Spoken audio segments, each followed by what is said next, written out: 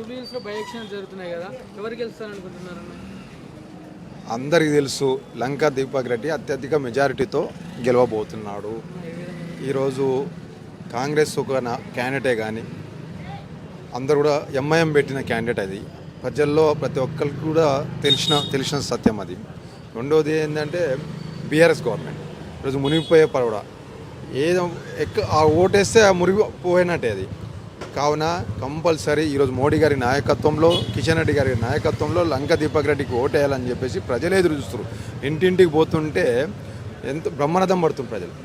ఎందుకంటే ఈరోజు కేంద్ర ప్రభుత్వం ఆధ్వర్యంలో అభివృద్ధి కార్యక్రమాలు కానీ, ఈరోజు రాష్ట్ర ప్రభుత్వం ఎంత అడ్డుకున్నా కానీ కిషన్ రెడ్డి గారి నాయకత్వంలో అంతో ఇంతో డెవలప్మెంట్ జరిగిందంటే కేవలం కిషన్ రెడ్డి బీజేపీ గవర్నమెంట్లోనే. ఈరోజు ఎలక్షన్లు వస్తున్నాయని చెప్పేసి అందరు కూడా వస్తారు. ఈరోజు ప్రజల్లో ఒక అవేర్నెస్ వచ్చింది, జూబ్లీహిల్స్లో ఒక మార్పు రావాలి. ఎందుకంటే ఇప్పుడు పెట్టిన నవీన్ యాదవ్ గతంలో ఎంఐఎం క్యాండిడేట్గా నిలబడిన వ్యక్తి, ఈరోజు కాంగ్రెస్ క్యాండిడేట్ని డిసైడ్ చేసింది ఓవైసీ అని చెప్పి అందరికీ తెలుసు. అందుకే తప్పకుండా భారతీయ జనతా పార్టీ మన దేశం గురించి, మన ధర్మం గురించి, అదేవిధంగా అభివృద్ధి కావాలంటే భారతీయ జనతా పార్టీకి ఓటేయాలని చెప్పేసి కోరుకోవడం జరిగింది. అన్న, BJP versus Congress tough fight అంటున్నారు, నిజమేనా?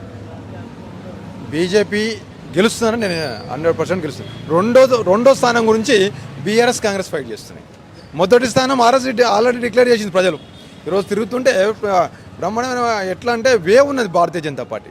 అది తప్పకుండా మేము ఫస్ట్, రెండో దాని గురించి వాళ్ళిద్దరు కొట్లాడుకుంటారు.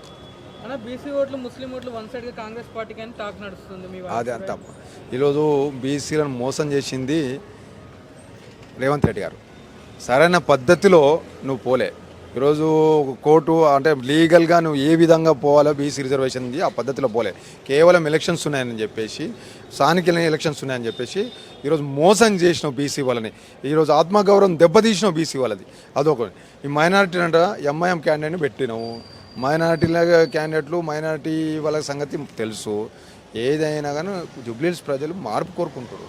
ఎందుకంటే అభివృద్ధి కోరుకుంటారు, కేవలం అభివృద్ధి. ఈరోజు జిహెచ్ఎంసీలో 48 కార్పొరేటర్లు పోరాటం చేస్తున్నది అభివృద్ధి గురించే. అదేవిధంగా ఈరోజు ప్రశ్నించే గొంతుగా అసెంబ్లీకి అడుగు పెడుతున్నాడు లంకా దీపక్ రెడ్డి. 100% వారి ఒక గొంతుగా పోతుంది. నవీన్ యాదవ్ ఆల్రెడీ ఇక్కడ ఒకసారి ఓడిపోయారు కదా, ఇప్పుడు గెలిచే ఛాన్స్ ఏమన్నా ఉందా? లేదంటే కాంగ్రెస్ పార్టీపై ఆల్రెడీ చాలా వ్యతిరేకత ఉంది కాబట్టి. అదే అంటున్నా నేను, మీరే చెప్తారు కదా వ్యతిరేకత ఉన్నది. వ్యతిరేకత ఉన్నదేగానే కదా నేను అంటుంది. వ్యతిరేకత ఉన్నది, ఆయన మీద మంచి అభిప్రాయం లేదు ప్రజల్లో. ఆయన గురించి వ్యక్తిగతంగా అందరికి తెలుసు కాబట్టే ఆయనకి వేయరు.